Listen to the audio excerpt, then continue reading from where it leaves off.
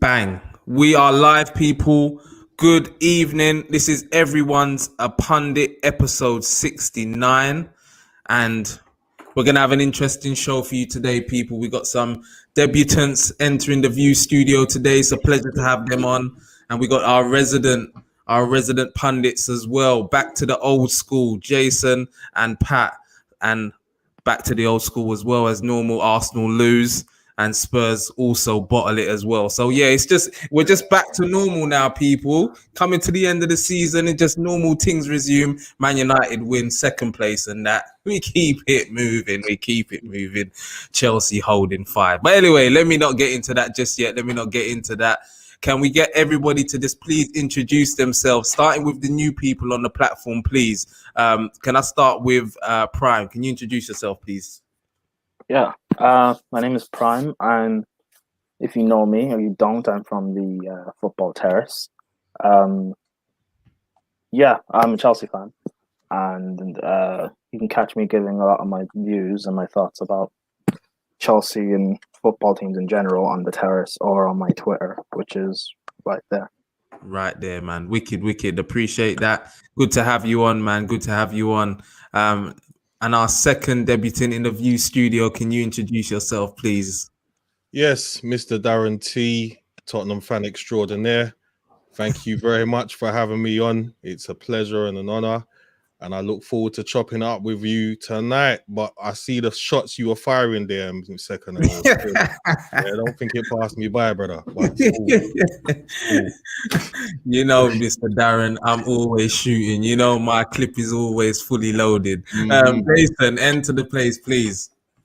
Yeah, for those that don't know me, I'm Mr. Jason Alex, resident pundit on here. Yep. Arsenal Thank you. Yeah, they know you're an Arsenal fan, Jay. They're definitely going to know sooner or later as well. Last but not least, please. Yo, what's happening, peeps? It's Patrick Tyron, aka Young Swaggy Daniels. When you see the T, see the P. When you see the P, you know it represents T. Let's go, people, man. Let's go. Okay, man. So episode 69. It's been an interesting weekend of football. We started off with Chelsea losing 5-2 at home to West Brom. Leeds went and beat Sheffield United 2-1. Leicester lost 2-0 at home to Man City. And then Arsenal lost 3-0 at home to Liverpool. Then we entered today, which is Sunday. Southampton beat Burnley 3-2 at home. And then Newcastle and Spurs played out a 2-2 draw. We're gonna discuss that. And Aston Villa, Aston Villa won 3-1. They beat Fulham. You know, they were losing at one point, but they turned it around. And Man United also came from behind to beat Brighton 2-1 at home. So if we can start with the Gooners, because, you know, right now they're languishing in 10th position. And it's just a question, you know, like I've put on here that Arsenal are going backwards. That is, you know, the general consensus of what a lot of people think. You know, under Arteta, have they moved forwards? Jason, you're an Arsenal fan. Got a lot of chat today on Twitter. What are you saying? Do you think that Arsenal have gone backwards? You know what? Yeah, it's one of them ones where that question can only be answered at the end of the season, because we've had a torrid first half of the season, innit? Yeah. Since December, we've improved, like, when it comes to performance-wise. We've had players come in the team like Saka's in it, but like Smith Rowe and whatnot. And the team has improved. The only problem with Arsenal is we're like kind of inconsistent. Like yesterday, I'm not taking away yesterday's performance was shocking. You understand what I'm saying? It was poor. But we were missing players. Not that that's an excuse, because the players that come in should have been able to do the job, but they're just not up to it. So obviously everyone's like gonna know who are thinking that Arsenal gone back because of yesterday, but not thinking about from December onwards. We've been pretty good. You get what I'm saying? Yeah, but Jason, we're not talking about just yesterday. You're not in 10th because of yesterday's loss. Yes, that's what I said. That's what I meant. You're in 10th. You're level on points with Leeds on 42 points. So, you know, you can kind of say you're in 11th. and Palace are. No, we're 5 10th. No, we can't points say we're 10th, bro. Don't try it. We're 10th. Level alright, on Leeds. We're 10th. It says 10th in the United. table, bro. Not 11th. Okay, but you're level on points. You got Leeds United, like Leeds. They're a team that just Yeah. got promoted. Bro, yeah, but bro, everyone bar Man City is having one of them seasons where they're not really hitting the heights, are they? You got what I'm saying? They're not in 10th. From 10th to 5th, there's 7 points gap, bro. It's a 7 point gap. It's not like a big gap. Arsenal could easily finish above 10th if they're consistent for the last 8 games. But the reality is you won't be. The reality is How do you know? How do you know? How do you know? Because you gotta go off the form of what's going on in the last couple. Yeah, but we've got games coming up what we can win. You're 10th for a reason. And I hear, like, I mean, I saw an Arsenal fan, me and him went back and forth. In the end, he ended up talking sense. But he was talking about, table merchants will only say you're 10th in the league. I'm like, what? Table merchants? I was like, bro, this is how you judge where a team finishes. Bro. No, like, no Arsenal fan is getting away thinking that 10th is acceptable. We know it's not acceptable. But we know where we are. We know what needs to be done. You get what I'm saying? Are you sure about that? What do you mean I'm not sure about that?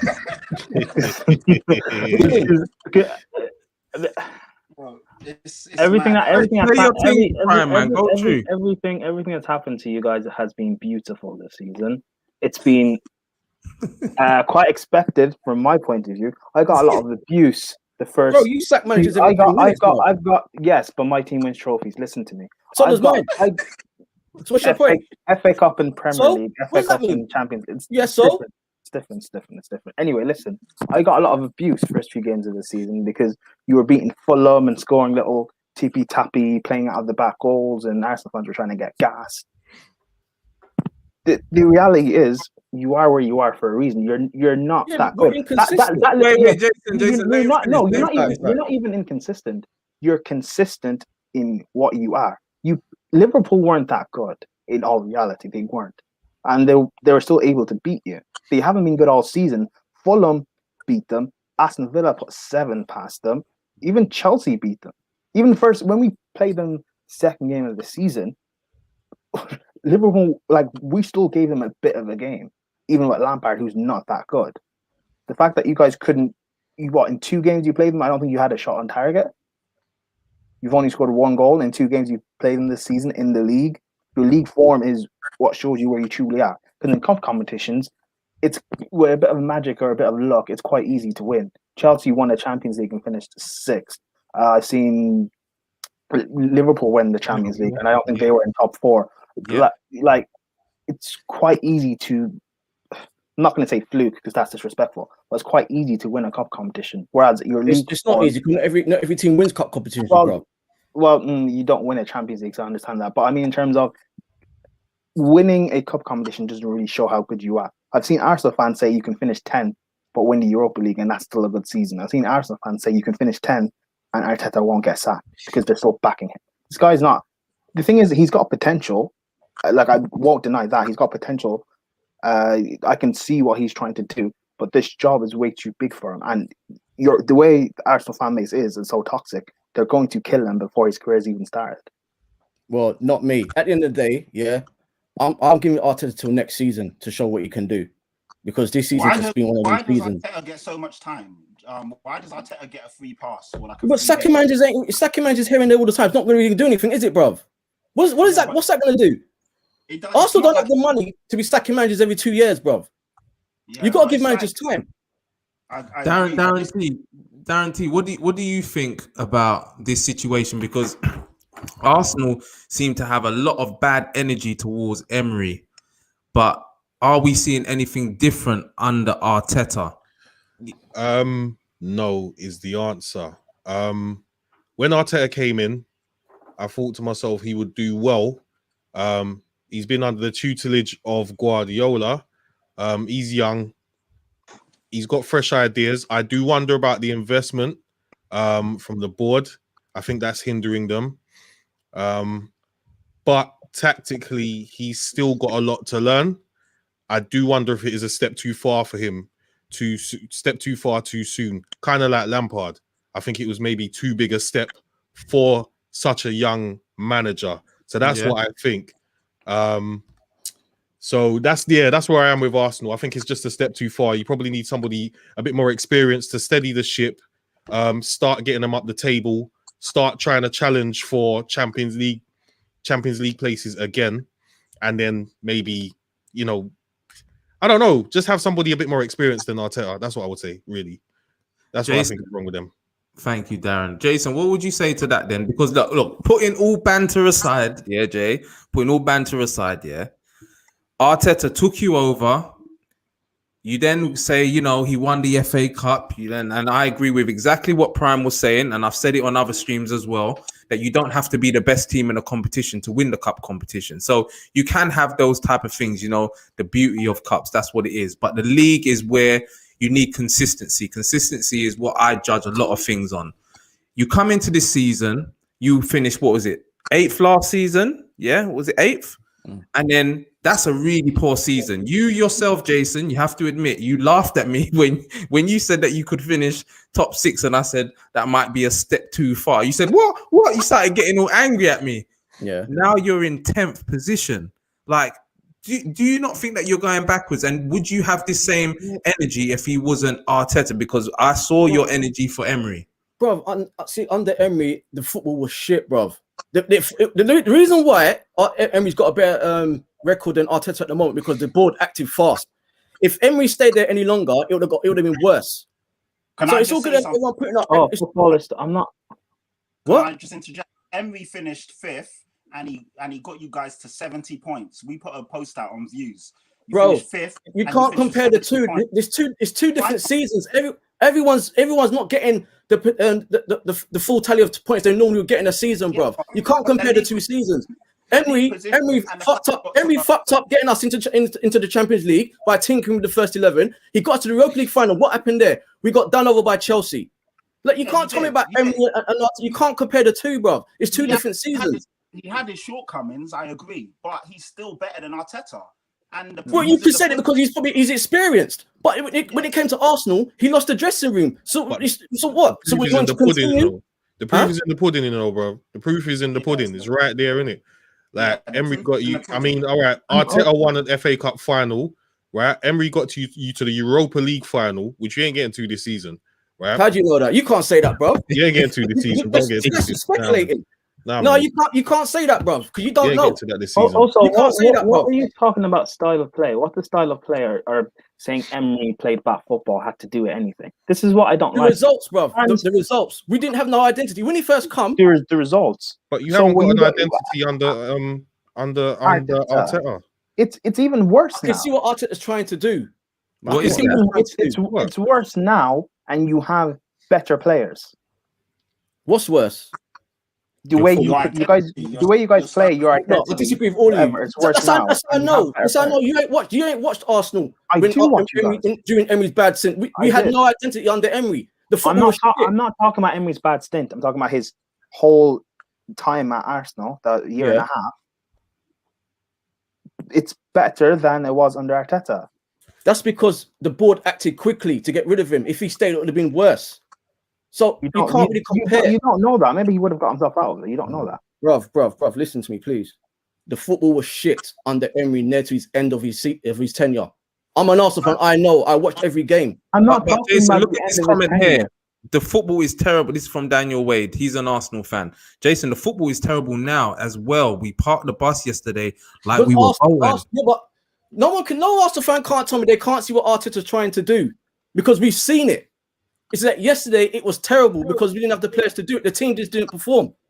But the team has performed on certain occasions, and they have showed what Arteta wants to do. But how long are we going to continue this that we can see what Arteta's trying to do? Isn't it a manager's job to actually get it done? Because we're near the end of the season now, and you are in 10th if you don't have the players if you don't have the team or the players to do it, what do you expect? But did Emery have the players? Huh? No. Did Emery have the players then? No, and he adapted. I don't think he had the players, but then, like I said before, he lost it near the end. He lost it. I just think because obviously yesterday you had 35% possession, you had hardly any shots on target. You got completely bossed against a Liverpool team that were there for the taking. Yes, Liverpool are a good team, but they're not in good form. They went into that game very vulnerable. They were there for. I actually thought, and no banter aside, I actually thought you guys would get a result yesterday because they were there for the taking, and I thought you guys would be up for the challenge. I think Liverpool. You lot see what you lot are doing. You lot are going off Liverpool's home form. I think Liverpool are a lot better than away this season than they are at Anfield. I think you lot are forgetting Liverpool's away form. Not that I'm saying they should have come to us and done what they did. But Liverpool are very good away for some reason. I don't know what it is about Anfield this season, but they seem to go away to teams and win. You know what I'm saying? They've suffered a few losses on the road. Sorry, finish. But away, they're quite good. Obviously, I didn't expect yesterday to happen in the way it did. I'm not surprised that we lost Liverpool because they are a good team. Yeah, they're not hitting the heights they were 2-3 seasons ago, but they're still a very good team. Their front three's it's crazy. But obviously, I didn't expect it to go the way it did. But we were missing players. Not that that's an excuse, but you see the difference when we got certain players in the team compared to how yesterday was. You get what I'm saying? So, Thomas Partey playing against Ceballos, that midfield's never going to work. Okay. Front three of Pepe, Laka, and Aubameyang. It's not going to work. There's no balance. It should work. A couple of years ago, that was the third best attack in the league, is what I was heard. So I don't know. But anyway, do you hit that for me? So do you rate Ollie? Who? Ole Gunnar Solskjaer. Do you rate him? Do I rate him? Yeah. I rate the job that he's doing. But do you think he should be sacked? No. All right, that's fine. Then what you're saying sticks up then. Because my point was going to be that, Ollie hasn't got sacked because the players are fighting for him. But Ollie can win them in the Europa League, and they're second. But there's still Ollie sacked. No, my point is there are still fans who would say he's not good enough. So I'm just trying to. That's down to them, bro. Every fan's different, man. I guess we got a lot of Arsenal fans in the comment, and everybody's sort of sticking up for Arteta, and I do find this mind-boggling, man. I could not see myself in a position as a Manchester United fan that we are sitting in 10th and consistently saying, I can see what the manager's trying to do. I can see what the manager's trying to do. You lot have been saying that for the whole season. Like, in a season, as you can see, where everything is not been great, you lot have been awful because you've got teams like Aston Villa that are doing better than you, teams like West Ham. That should not be happening, even with the players that you have, Jason. Can you not see that? Because I hear where you're coming from. Yeah, I hear where you're coming from. I'm not denying that. But what I'm saying is, give Arteta the tools to do the job. It's all good saying that Arsenal shit and he ain't doing that, but he hasn't got the right tools to do the job. You get what I'm saying? I guarantee you, if Arteta was managing Manchester City, he'll do Man City will be flying still because the tools is there to do the job. You bought in Thomas Partey, yeah, a £42, 40 plus million DM who was celebrated massively. Obviously, it's meant to take you guys to the next level. You bought in Pepe. All music videos, Yeah, I know, literally, man's dancing and all that, doing cartwheels and releasing songs and blah blah blah. You've got Saka, who's obviously a gem that's come through the youth system. Emil Smith-Rowe, another gem who's come through the youth system. You brought in Gabriel, who obviously was heralded as one of the best centre backs at the beginning of the season. You've got tools there. You brought in David Luiz. You brought in Willian. How can you say you haven't got you've got players there? Do you know what I mean? It's a team that has been worked on and strengthened. This team is definitely better than Emery's team. You've got Aubameyang, who obviously is meant to be a world-class centre forward. I don't know what's happened, but he is meant to be a gunman. You've got Lacazette, who also chips in with 10, 15 goals a season. You guys have got the tools. So to say, I see what he's trying to do. No. Patrick, you're missing the point, bro. You're missing the point. It's all good naming names, bro. But can they do what the manager wants? That's the difference, bro. Can they do what the manager wants? That's the manager. Then the manager's not getting a tune out of them. Why is Aubameyang only got? Well, that's you just rejected my point. He doesn't have the tools, bruv. Yeah, no, but he's playing Aubameyang on the left. Aubameyang's a centre forward, right? Yeah, but he shouldn't be on the left. That's my point. He shouldn't be on the left. Aubameyang is on the bench, as far as I'm concerned. So exactly. I can't see what he's trying to do. It's down to the manager to get the best. Because you're not an Arsenal fan, bruv. Like, you lot just see one thing and go with it, bruv. No, we're not biased. It's down to the manager to get the best out of what he has. Yeah, but if the player can't do it, if you don't have certain players to play your certain style, I'll stop you there for a second. listen, not everyone's a Chelsea team where we can just go and buy players for the sake of it, bro. We I can't didn't say buy players. I said adapt. I didn't say buy players. I said adapt. Well, that's what we need to do. That's what we need to do. Pat, let them speak because it's getting a bit mad in there. It's getting a bit mad in there. Like, everyone's coming on there talking about Arsenal this, Arsenal that. Listen, we know what we need to do in it, yeah? You lot don't really know what we need to do. You're just going off for performances and whatnot, yeah? We know it's all good naming names, Aubameyang's and Lacazette's and whatnot. Those players obviously cannot do what Arteta wants them to do. Aubameyang's 32, Lacazette's 29, going on 30. He wants Aubameyang be on the left-hand side, Jason? No, he shouldn't be on the left-hand side. Is that not the manager that plays him out there? He needs to be on the bench. I think Martinelli should get a run out. I don't know why Martinelli ain't getting a run out. That's okay. I can't answer. Whose responsibility is that? Obviously, that's Arteta, but there must be a reason behind it. We don't know what's going on at Arsenal. We can only speculate, bruv. No, but bro, the manager needs to get a tune out of the players. And to say he hasn't got the tools, yes, we can all have better players, of course. In an ideal world, we'd all have the best players. But you can't turn around and say he hasn't got the tools. Those players are decent. Do you know what I mean? You got a better team than West Ham. You got a better team than Aston Villa. You can have decent players, Patrick. You can have decent players. Yeah. But if they can't do what the manager wants them to do, what is the point? This is what I'm saying. Give him the tools. But you weren't saying that. You just even said at the beginning when you first started talking that, we was playing well not too long ago. I can see improvements. You weren't saying that when you was beating Chelsea the other day, when you started getting a few results here and there. Was you then saying that the players ain't good enough? They can't do what the manager wants them to do. Because we beat Chelsea, it doesn't mean that we still don't need new players, bro. All right then. Sorry, can I just say this? Lampard was mentioned. What were your thoughts on Lampard? Mine. Yeah. I personally think you should have gave him more time. I did. Really? More time? More time for what? Why? I think they should have given him more time as well, to be honest. Consider what he did in the last season. You couldn't buy any players. And nothing special. When did he finish nothing special last season. We finished 4th and got to a cup final. He got into the Champions League. The moment it goes wrong, nothing special. Huh? Nothing special last season. I expected to get top 4. But you lot didn't have a transfer window. You couldn't buy any players, bro. No. I didn't expect you to get top 4 of your youngsters. But they've got one of the best academies in the world, so they've got resources regardless. Also, we used 2 youngsters last season, and even then it's debatable. Who were your 2 youngsters? Tomori and James, and that's debatable because they've both had what about Mount? loans. Mount has been out on loan for the past 3-4 seasons. He has experience under his belt. Tammy has experience under his belt. Even James and Tomori, though they're not as experienced as Mount and Tammy, they've got games under their belt. They've got seasons under their belt. This thing of coming from the academy and being youth is not the excuse. The reason why we were so bad last season is because Lampard was inept to fix our defensive problems. Yeah, because let's segue into Chelsea then, because obviously Arsenal's taken a bit of a beating there already, but let's segue into Chelsea because exactly what you say there, Prime, regarding the defensive frailties that you had under Lampard. Tuchel has come in and fixed that, despite the fact obviously you just got beat 5-2 at home, but that's not been happening. So what do you think that has been instrumental in that? What do you think that he did right coming in? He gave us better balance. Playing the back 5 or the back 3, in terms of the players that we have defensively, anyway, it does work. And he's getting the best out of what we have.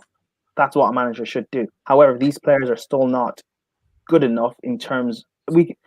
If we want to challenge for top 4 and that's what we just want to do, then fine, they can do it. But in terms of competing for a league or winning a league, especially against this Man City team who could next season they could get 100 points again, we do need better players. Better players.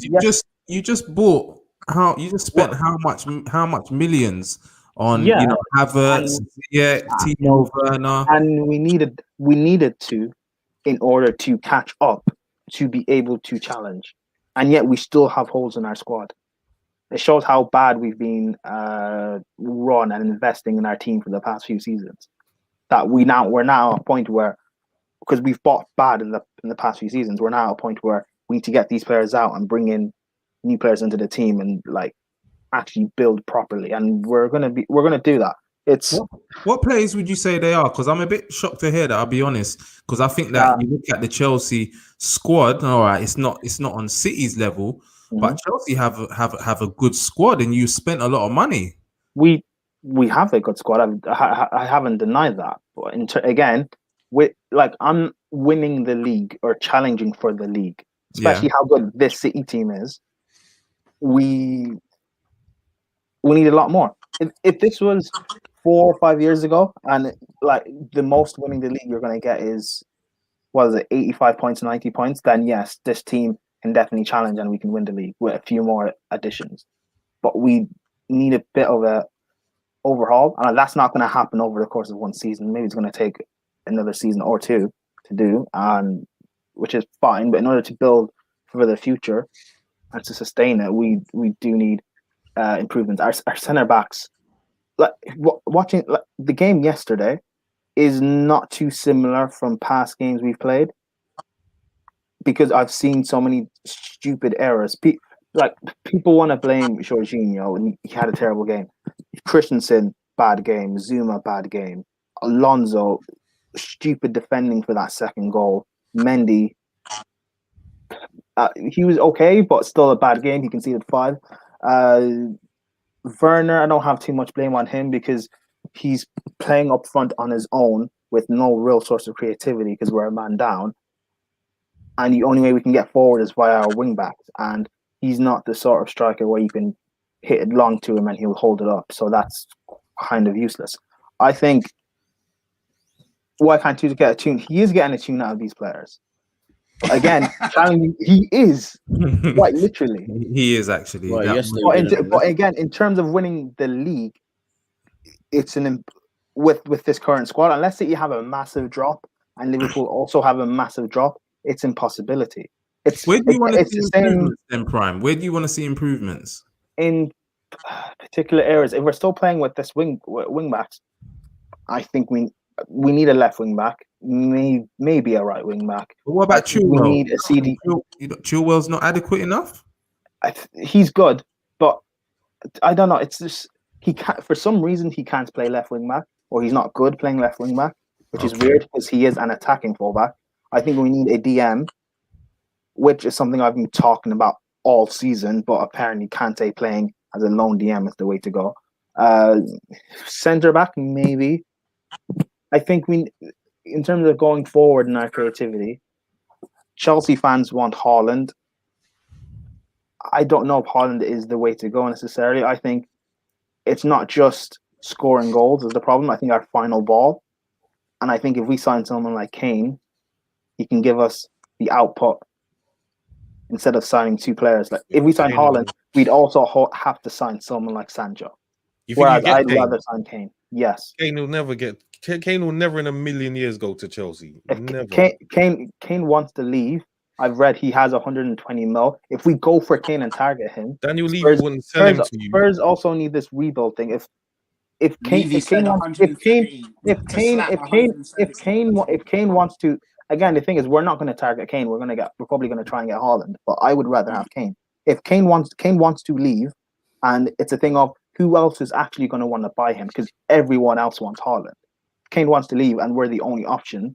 So it's either us win trophies or he stays at Spurs and he becomes like he's not going to really be memorable because he hasn't won anything with his goals.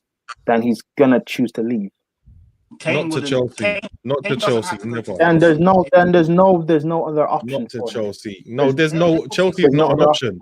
Chelsea's not an option. Fine. Then there's no option for him. Then he'll just Chelsea's not an option, bro. That's unrealistic. That's fine. Then we would never sell Harry Kane to you because you would never sell any players to us.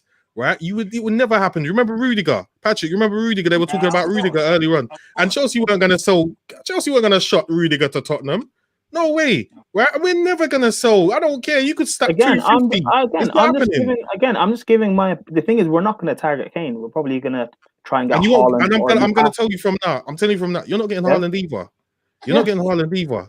right? It's fine, and I don't personally want Haaland. I don't think he sees how we play. You won't, because he's going to go to a team that is probably a little further ahead than you lot. As you said, you're not really there yet. You understand? Yeah. You spent hundreds of millions and you're not really there yet.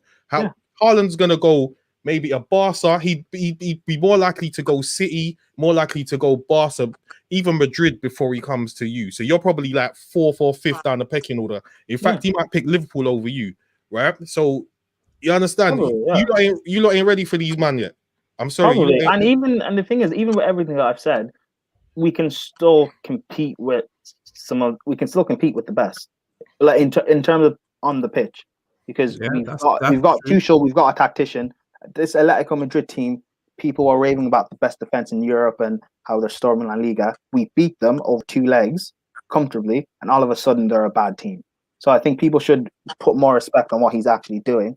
We're going to play Porto. That'll be an interesting game because they don't fear us, which is going to be will be quite interesting, because a team playing you with no fear, from a neutral perspective anyway, will make it an interesting game. Then if we get past that, it's then Liverpool or Real Madrid. Again, both teams are not as strong as they used to be a few years ago, but it's still going to be an interesting game. If I was to just quickly interject now, Pat, where do you see Chelsea going now for the rest of the season? Because I've been impressed with it in the beginning. I thought it was probably like a little manager bounce that they was having. But yeah, whilst they've not been scintillating going forward, they've been assured at the back. He's fixed up the Lampard issue with their defense. And in Europe, they've been looking really good. Where do you think that they can go now for the rest of the season and this rebuild that Prime is talking about? With my Spurs hat on, I hope that this is the beginning of a bad run for them. But if I'm being honest, as a football fan, I think it was just a bad blip. It was a bad day at the office. I think Chelsea will bounce back. I don't even know who they've got next, but I'm sure they'll win their next game. I still see Chelsea. Porto, Crystal Palace at the weekend. Okay, see, there you go. Crystal Palace. I still see Chelsea finishing in the top 4, if I'm being honest. I think they nicked that 4th spot. I think the top 4 will be City, Man United, Leicester and Chelsea. If you're looking at the strength of the teams and how they're playing, and obviously the running. So I still think Chelsea will have a decent season. Champions League, they should knock out Porto. They should beat Porto over 2 legs. And then I don't know what the tie is after that, but they're into the semis and then anything's possible. So they'll have a good run. Obviously, yesterday was a shocker. It was a nice shock, obviously, being a Tottenham fan, to see Chelsea hold 5 like that. It was crazy. And what was actually mental is that West Brom played brilliant football. Like every goal was scintillating. Every goal was the build-up play was there. The finishing was on point. They actually played good football. And you're looking at like, wow, where was this West Brom all season? Do you know what I mean? So it's a bit mad. But yeah, Chelsea will be fine. Tuchel is a very good manager, and he knows his capabilities. He knows who he can trust. And I think Chelsea will be all right, man. It's a bad day. Hopefully it's not. It's more than a blip for us and everyone else. But I can't really see them dropping more points to teams like Crystal Palace and all that. So they should be all right. Yeah. And Jason, do you see, because obviously there's been a lot of shots fired at Arsenal, and that you're talking about the players. Do you agree then with what Prime was saying, that he doesn't feel that the squad is good enough? Now he's talking about good enough to challenge, so maybe it's a little bit different. Not even challenge, win. Okay. Sport is always winning. So he's talking about winning. Do you think that they've got a lot more to do then in terms of trying to push City? Yeah, I mean, they spent a lot of money in the summer. They spent was it 250? 250 mil. Yeah. The thing is, you guys spend a lot of money. Like when you go on your transfers, you spend quite a bit. But the thing is, Chelsea, they're not a club where they're stable. They're always changing managers. You get what I'm saying? So for me, for them to challenge City, they're gonna have to get a manager and stick with him. Stick with him, because you can get any player you most likely target anyway. Stick with him and let him build his team. Because I'm not sure if that's probably not Tuchel's team. If Tuchel had a summer that's Lampard had, I bet half of them players he probably wouldn't have got bought in. You know what I'm saying? So it's like you lot are starting from scratch.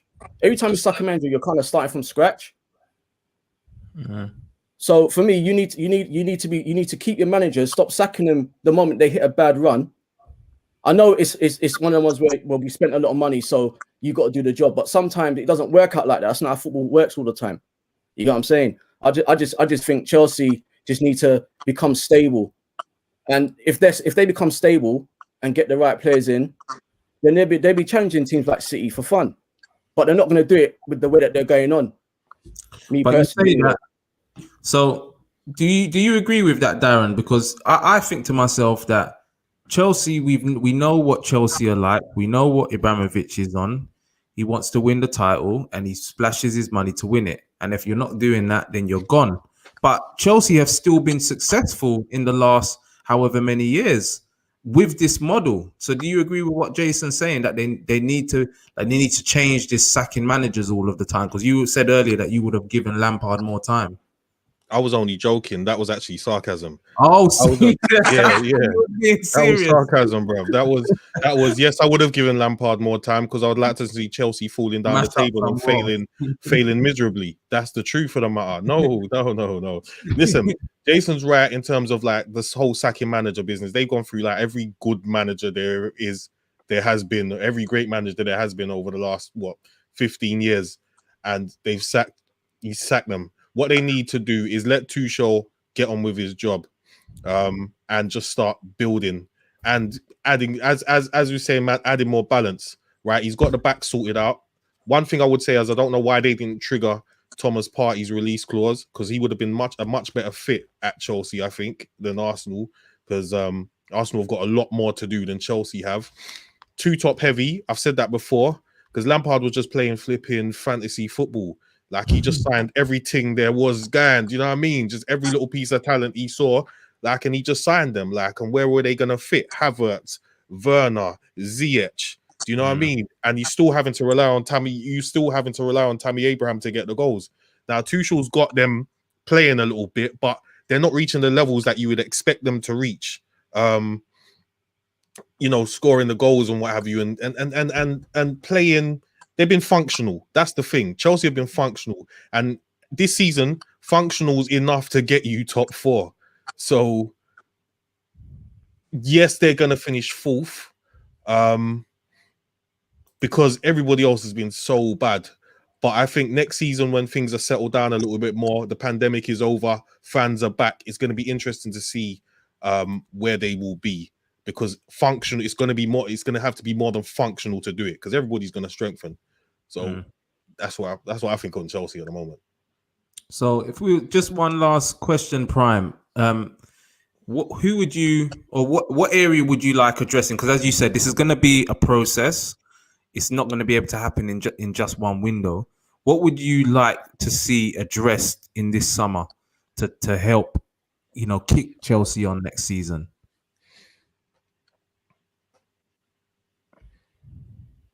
A striker.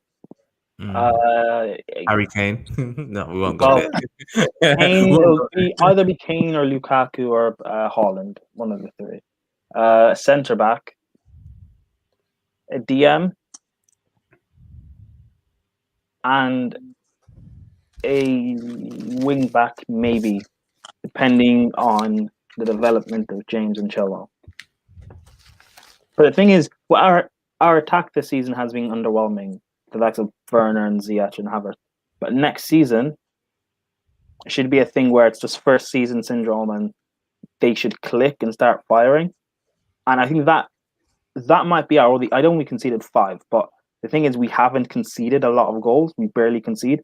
And we've got a good defense and it's going forward and scoring goals. Once we start firing and scoring goals, I think that's the only problem really that we need to fix. And do you think then that Timo Werner, because you said first season syndrome, do you think that he can come good next season, or do you think that the Premier League just ain't for him? Yes, I think he's suited for the Premier League. It's just a lot of it is confidence, because when you're missing chances like that, it's very embarrassing and it's gonna hurt on you mentally. But I think a lot of it's just confidence. And once he gets into it and he's I don't know how to explain it. Once his confidence is back up, I think he'll start firing. Because it's not a thing where, if you actually watch him play, it's not a thing where he's not making the right runs, or he doesn't have great movement, or he doesn't have a first touch, or he's not linking play, or he's not trying. He's actually playing well. It's just the fact of he has 2 or 3 embarrassing misses per game, and that's what everyone's talking about instead of actually watching his all-around play. Fair enough. I do agree. Can I just say I do agree with that? Actually, I've been saying that he just needs to get a scoring run, 2 or 3 in a row, and then I think the floodgates will open. If he doesn't do it next season, then he's not going to do it. But I think he will do it next season. I actually believe that he will do it next season because he does make the runs. He does make the runs. He's got the industry. He gets in positions, good positions. I think he will do it next season. Personally, yeah, we're gonna have to wait and see on Timo Werner. Personally, I don't rate him, and I don't think he's gonna succeed. But we'll give him an extra season and see what's what. We've got some Arsenal fans in the chat here talking about process. And I just wanted to say, it's like you forget that you're in 10th position and you had a pre-season. Arteta he's had a whole season. And yes, you can all talk about process, but I guarantee you, if Tuchel is in 10th position near the end of the season next year, he's going to be sacked. Do you know what I'm saying? If Oli was in this position, he would be sacked. So there's only so far that process can get you. There's only so far. Let me stop you. We didn't have a preseason though. No one had a preseason. You said a preseason. We didn't have a preseason. What I meant is that he's had you from the beginning. That's what I meant. That's what I meant. He's had you for the whole. It's not, you can't do what you was doing last season. Talk about he's taken us midway through the season. He's taken you and he's had a whole season to work with the players, bring players in, and you're in 10th position. And we're near on the end of the season, and it doesn't look like you're going to finish much higher than you did last season. 8th. You're not going to finish above 8th. So, what is the process? That's the point I'm making here. Who's in 8th? What's the points tally in 8th? You would have to tell me. I'm not watching Arsenal that closely. I just know. Well, you're saying that we're not finishing 8th, so you must know, bro. 8th for Everton in 46. They are 4 points above you. And Aston Villa got a game in hand on you as well, and they're ahead of you. So Palace have got Everton have 2 games in hand. And yes, they have. Oh yes. Yeah, yes, they have to win. They have to win those games. Yeah, so it's all good saying that Arsenal won't finish above 8th, but you can't say that. If you was a betting man, Jason, where would you say that you're going to finish? 8th, above 8th, or below 8th? Be honest. I reckon we'll finish around about 8th. Seriously. Actually, start of the season, where did you think Arsenal would finish? I said Europa. Yeah, he got angry with me, Prime, because I said that top 6 is probably a step too far for them. He got angry with me, and look where they are. Well, I said 7, but the points tally is not that much difference, bro. So it can be easily done. It doesn't matter. You lot are not seeing that, so it's no point me talking. The point tally doesn't matter, does it? It does matter, bro, because the gap can be closed. It can be closed. Will it be closed? I'm not saying we're going to finish in Europa, but you lot are saying Arsenal going to finish 10th. Like to say we're so many points behind, like the 8th team. You just said there's only 4 points. You're 10th right now. But even if Villa have a game in hand, say they win Everton have 2 games in hand. Even if they win one of them, they're still above you. Everton ain't being that consistent. Don't worry, Jason. I know they have. That's why I said they'll win one of their games. It's all good saying, but don't tell me that Arsenal are going to finish 10th. Then we'll give Arsenal a break now, Jason. You've endured enough. Let's move on now to Tottenham. They're not gonna get off easily either, because Tottenham. You had a chance to go 4th today, Darren. If my calculations serve me correctly, you had a chance to go 4th today, right? Correct. And you were winning, and you conceded again late on. Talk to me, Darren. What is what? Because we were talking on Twitter, and you don't think that Bale has been a flop. You've got Jose Mourinho in charge, which is world-class manager. You've got players like Kane, who Prime wants, everybody would want in their team. You've got Son, who Patrick put in the team of the year. You've got Ndombele. You know, so what is going wrong at Spurs? Because you've got players.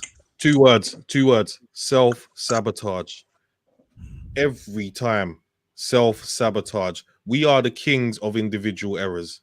That is the thing. We are absolutely the kings of individual errors, and we're also the kings of not finishing our breakfast. Because today, I can't defend it. It was abysmal. Newcastle at least deserved a result out of that, and I cannot actually believe that I'm saying that Newcastle deserved the result. They are arguably the worst team in the Prem, right? I really don't like them, and Steve Bruce I don't rate as a manager. And give it to Newcastle. You owe them, boy, for what D-Man did to you. But yeah, continue. Yeah, carry on. Yeah, blah blah and all that. Yeah, he did the video and thing like that. He's only got at the end of the day, yeah. Number one, his dad supports Tottenham, right? Number two, yeah, he has to make himself feel better by doing that, right? Because he supports Newcastle. He made an even worse choice than me and Patrick. So it is what it is, isn't it? So boy, let him have his day, innit? Let him have his day, right?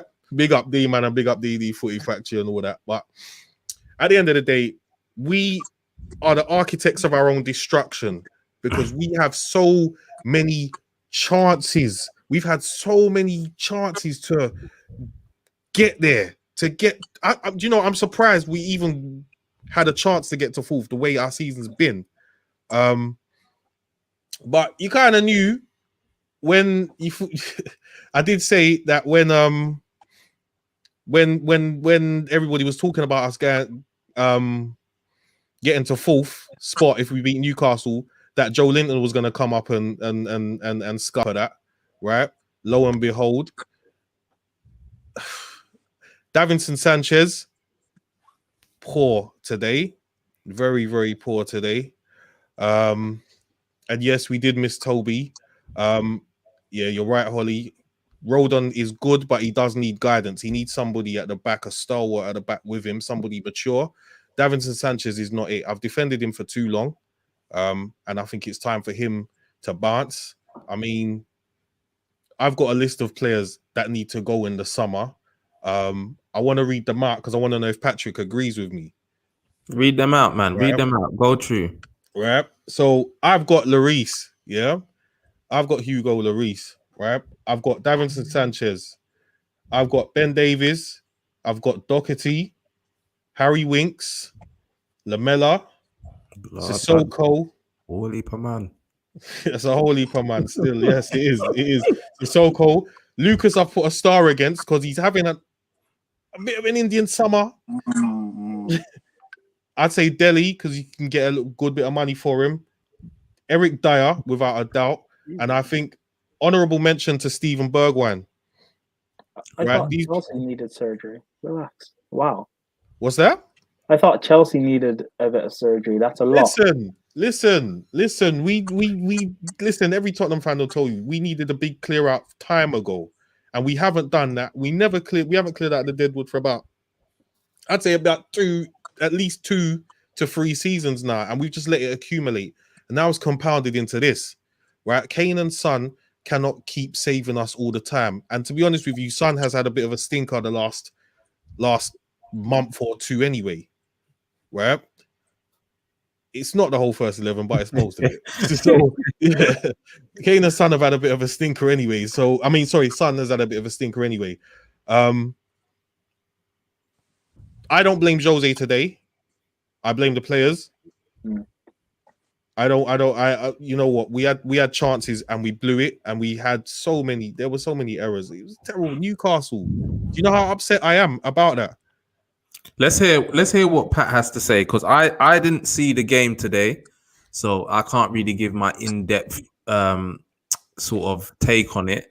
I only saw the stats, and the stats look like Newcastle had the lion's share of the chances. I've seen things on Twitter saying that Newcastle could easily have won that game. And what would you say on today's game then, Pat? And also, please follow on from what Darren was saying about the players that he would let go. What your thoughts were on that as well, please. Yeah, the game, I think that Newcastle played well today. They played well. It's the best I've seen them play in a long time. They looked up for it. We didn't play well. We stunk out the place. Davison Sanchez was a calamity. He was just a disaster for the whole game. Reguilon, who's been good this season, he was awful today. He looked like he never played Premier League football before. He was all over the place. He was slipping and sliding, falling over, wayward passes. Davison Sanchez was at fault for the first goal, and he was probably at fault for the second one as well. Joe Rodon had a decent game, but he's still inexperienced, and obviously coming up from the Championship, not playing many games, you could kind of see that. I do think he's a good defender, but he needs somebody good beside him to guide him and bed him in, basically. We didn't really create that many chances, but we did have the better chances from what I remember. The game was in the balance at 2-1. Kane hits the post, 3-1, the game's done. Literally 58, 60 seconds later, they come down and score 2-2, and that was it. So it's a game where we should have beat them. But to be fair, a draw was a fair result because we didn't play well today, and they did play well. And I kind of had the feeling that Newcastle would turn up today. I don't know why. I was even saying it to Kendall earlier today when she was like, because basically she saw the team sheet and said Jose doesn't rate us, and I was like, no, this is the same team that played Aston Villa. And then obviously then she was like don't laugh, because I was LOLing her and all that. And I said, no, to be fair, I know it's going to be a tough game. You guys ain't going to just lie down for us, because against Brighton they rolled over and Brighton beat them 3-0 comfortably. But I just had a feeling there was gonna be some sort of bounce back today, and they did. But yeah, man, we should have won the game. But obviously, every time we've had a chance to, like I said in my tweet, every time we've had a chance to lay down a marker or get into that top four, for whatever reason, we bottle it. And like Dee saying, it's just self-sabotage. It's like we do it all the time. It's like we are the architects of our own destruction, our own demise, and it just makes no sense now. Like the amount of times we've blown it. And in regards to the team, yeah, everyone that these listed, you see my tweets, you see my rants. I agree with all of that. Do you know what I mean? Winks has got to go. I mean, Atletico is saying that they want him and they're leading the race. Please take him. Atletico Madrid, please take Harry Winks, because he is trash. What is it? Dele, I'm on the fence about, because I love Dele Ali. I think he's a baller. He's not had the best 18 months. But I'm still on the fence. I don't really want to see him go. But everyone else, Eric Dyer, Ben Davis is awful. Doherty tricked me. I thought he was a decent player when he was at Wolves. And obviously, I've just seen him play, and he's awful. He needs to go. And all the rest of the guys, yeah, Davison Sanchez is a piece of, I don't even want to swear and all that. I know some of the youngsters watch this, but he's atrocious. And yeah, you're man, actually typing in the group chat, in the chat. It's bad. I think, yeah, and even like shout out to Holly. She's got a flipping Harry Winks blow up though. I don't know why, but she's got him and she wrecked him. But he's got to go, man. You got to burst that hole. Yeah. You got to burst that, because he's crap. Sorry, can I just address what Latimer's just wrote, what Prime just wrote? Yeah, honestly, I'll be honest with you. Kane doesn't deserve this. He doesn't deserve what we're giving him, what we're offering for him right now. He's got to he's gonna hand in a transfer request. We ain't making top four. He's gonna hand in a transfer request. I believe that wholeheartedly. I don't believe he'll go to Chelsea. Don't ask me where he's gonna go. I don't think Kane will go this year. I really don't. Even if he hands in a transfer request, no one's gonna match his the with 3 years left on his contract. What Daniel Levy's asking for him, it's not happening this season. But I do believe next year, if we're just as bad, then I can see him going. With 2 years left, you're gonna have a real big dilemma. Do you take the money now, or do you let him go with only a year left? Because he's in his prime. He's in his prime now. He needs to kick, man. He needs to go now. He needs to go. He's giving you enough time. He's giving you enough time. What Prime is saying is correct. If he doesn't go now, it can't just be this season, next season. And I can see why he ain't going. He's not gonna go nowhere. There's no way. No. You know what? And I agree with you. I agree with you, Pat. I don't think he will go. But that just shows the lack of ambition of Harry Kane, in my opinion, because he is coming to the prime year. He fucked himself with that long contract. He signed a 6-year deal when Spurs were flying, innit? Pochettino was doing bits. Our trajectory was like that. You signed a 6-year deal. Obviously, no one can foresee that there's going to be COVID and all of this happen. So I don't really think it's about ambition. I think he just fucked himself with that long contract. So you think because of the price tag is why he can't go now? Is that why you're saying? I believe that if it was a normal year and Real Madrid, your Barca's, your Man City's had money, it'd be a different story. Even Pep's come out and said Pep said last year, 2 days ago, that they ain't buying big this summer. They can't afford 28 to. this summer. That's Man City. That no one can afford to this year because everyone's been ravaged with COVID. I don't think it's an afforded thing. I think the past few seasons, it's been that no one's needed Kane.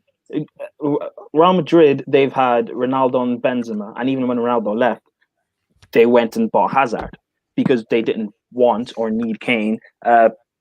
PSG have had Mbappe and Neymar. Barcelona, they spend their money stupidly anyway. Man City have always had Aguero.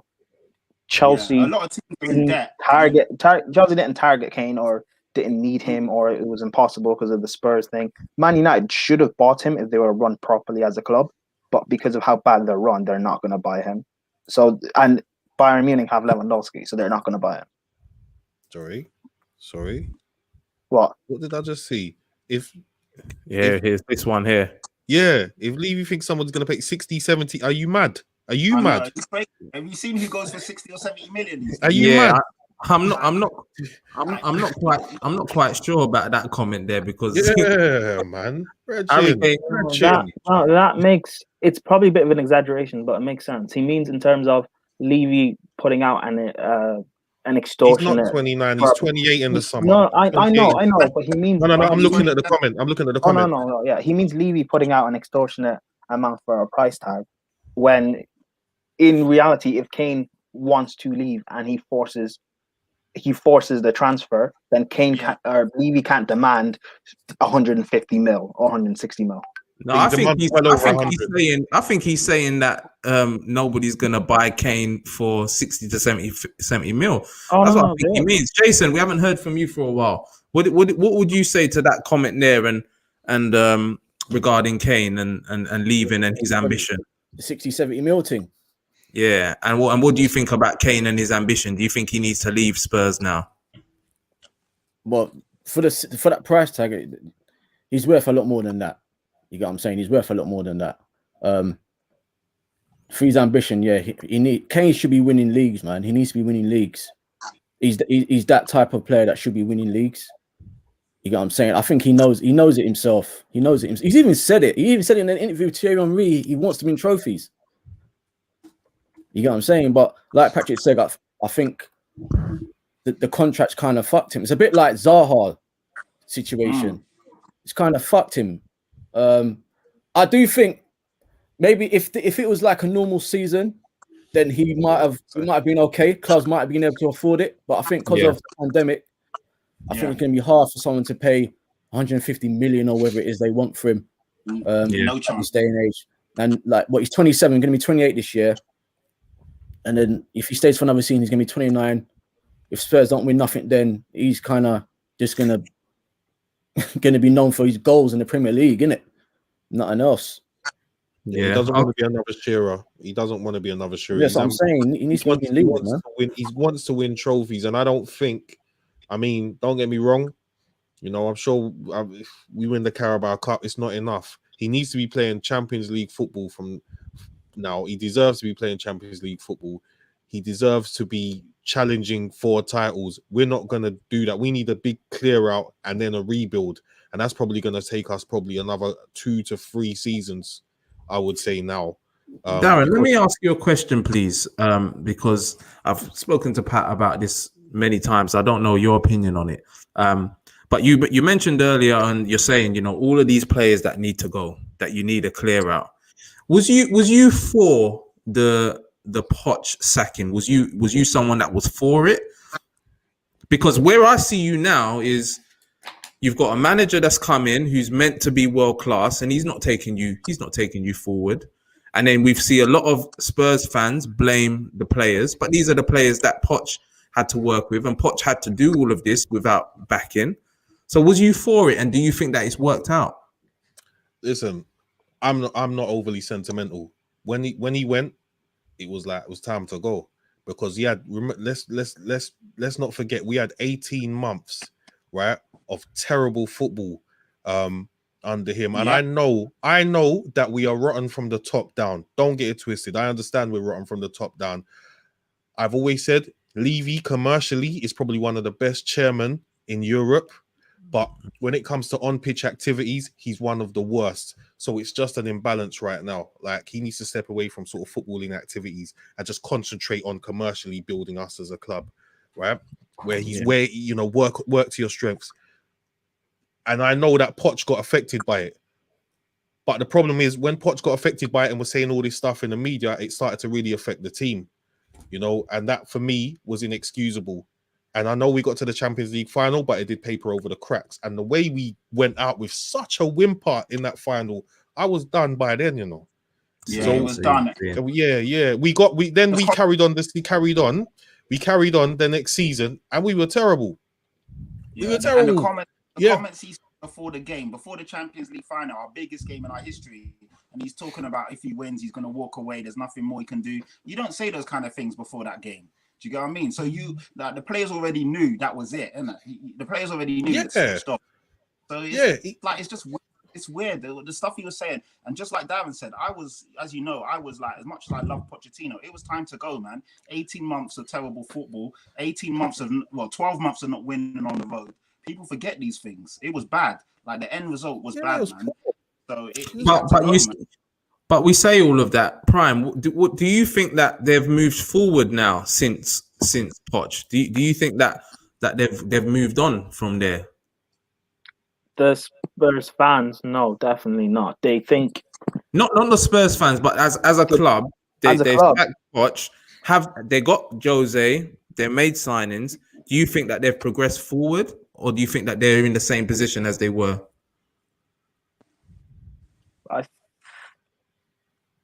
I think they progressed forward slightly because they are in a cup final. Because Poch didn't take any of the domestic trophies seriously. With the current squad that they have, where they are in the table, what are they, 6th, 7th? Fifth. Oh, even 5th. That's even better, because I predicted them to finish 6th, and if they finish 5th or they get into the top 4, which is still a possibility, they could have done and they win the final. Even if they don't win the final, the fact that they're getting to a final and they can finish 5th or maybe finish 4th, that's a good season from them. I think Spurs fans get blinded because of a style of play, or because Mourinho managed Chelsea, so they don't have an affiliation with him. Or maybe they're still blinded by what Poch did. To be honest, Poch didn't do anything brilliant with Spurs. Because a lot of Spurs fans tell me that they're this big club. If they're a big club, you shouldn't be raving about what Poch did for you guys. He didn't do anything amazing in terms of... We're not a small club, though, bro. We're not a small club. But Spurs fans can...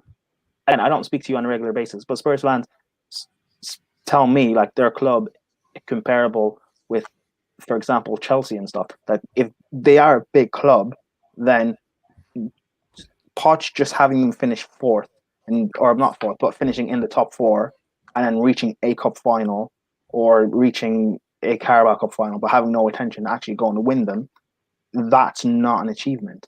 But what I would say to that, though, Prime, is I'm not sure that you can quite compare a Spurs team with a Chelsea team in that sense, because as what the boys have said, they've got an owner that doesn't invest in the squad to win trophies. Mm-hmm. So is that really Poch's fault? Because if Poch had the money that Abramovich is willing to splash out, would he not have done better with Spurs? I've looked at the stats. There was a course of 2 or 3 seasons where Poch were the best team in the league accumulatively when you accumulate all the points, and yet Chelsea won the league, Leicester, and then No, I think it was like Chelsea, Leicester, and Chelsea or something.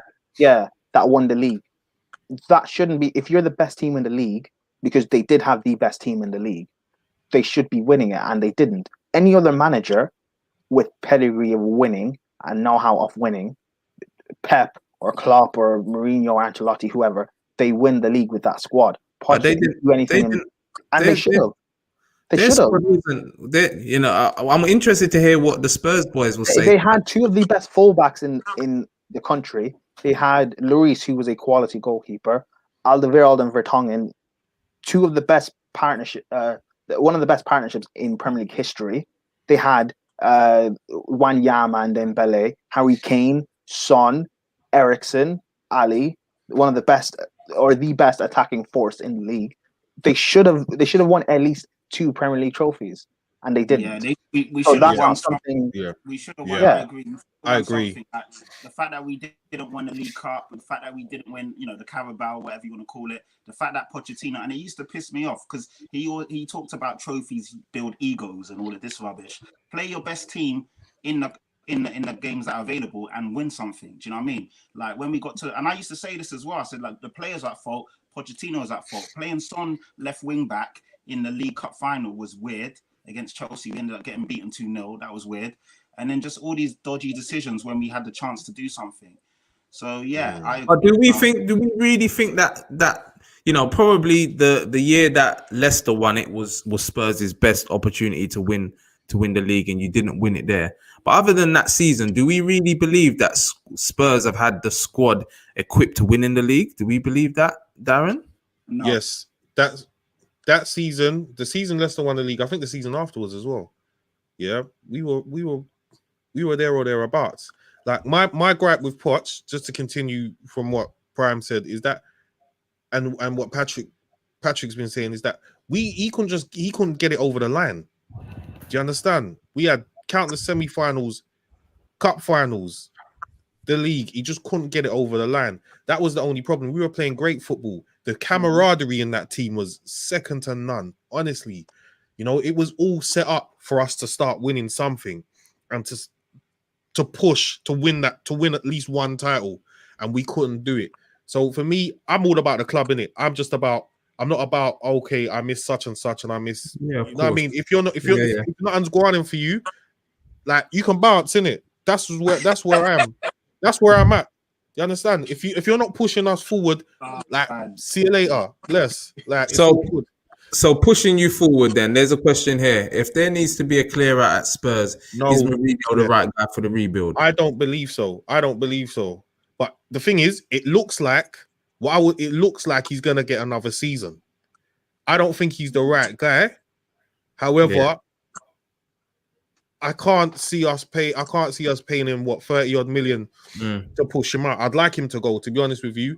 I'd like to get somebody in who's gonna be there for the foreseeable future and rebuild Tottenham and play great football, but win things. Don't ask me who. Don't ask me who, because at the end of the day, people are saying Nagelsmann, but has Nagelsmann won anything? You understand? I don't know really, but I know that. Hold on, sorry, 1 second. I know that Mourinho isn't the guy. I don't believe he's the guy. I really don't. I really don't. Some of the stuff I've seen this season, it makes me sick. I'm not gonna lie. If you guys want to keep Kane, I think your best, and the board, Levy, he really wants Mourinho. I think your best bet is to back him. Because the thing is, whether or not you like Mourinho or you want him or you believe in it, the fact of Levy does, then your fan should be on Levy's neck, on your board's neck, to back the manager. Because Mourinho may not be the same guy he was when he was dominating Barcelona with Porto and stuff like that, but he is still a good manager and he can still win you things. But you do have to back him. If you're not going to back him, it's going to get toxic and it's going to get bad. Yeah. And you have no one to. You can't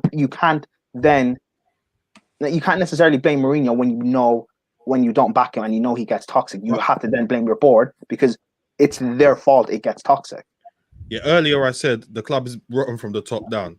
Do you hear what I said about Levy? commercially great on pitch activities? No. So yes, I do get it. But Mourinho and his inexplicable decision making at certain times is beyond annoying.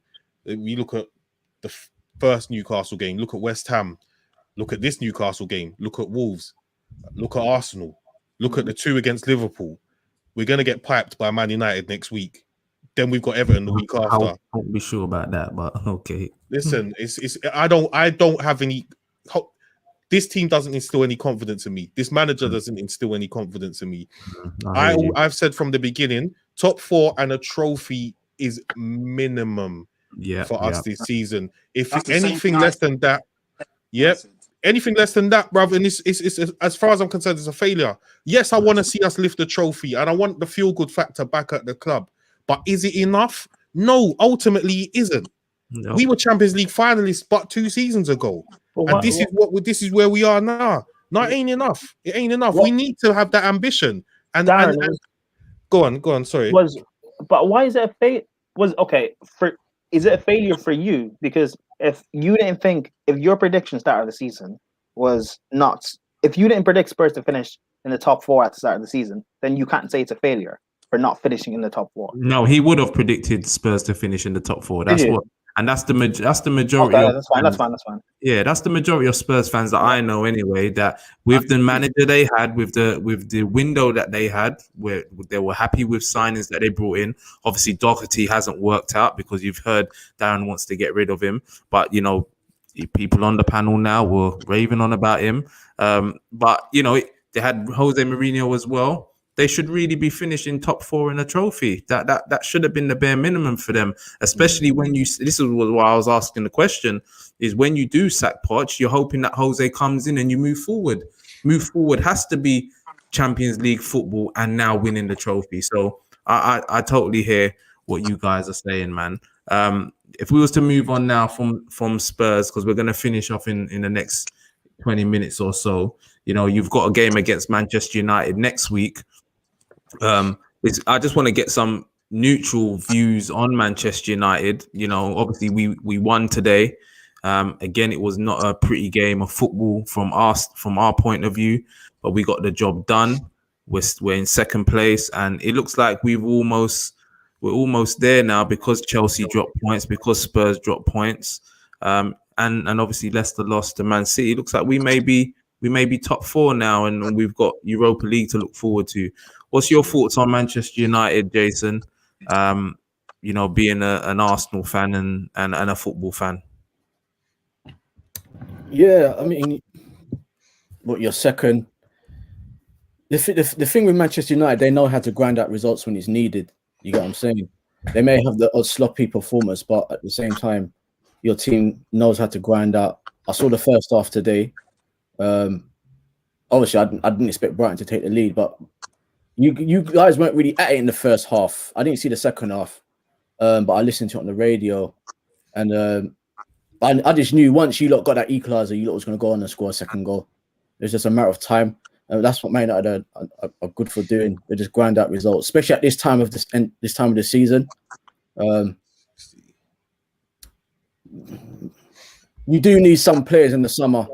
Like, I know you lot complain about your centre back. Like, you lot don't rate Lindelof or nothing like that, do you? So you do need some additions. But I mean, if I was a Man United supporter right now, I would be happy. You're second in the league. You're in Europa. Obviously, your Champions League didn't go too well, but you're in Europa League in the quarters, isn't it? Yeah, so, yeah. I'd be happy at the moment if I was a Man United fan. I don't think your squad's that bad. Pat, do you agree with Jason? And do you think that we can go on and win the Europa League? Yeah, I mean, I hope. To be fair, I don't want an English team to win it, if I'm being honest.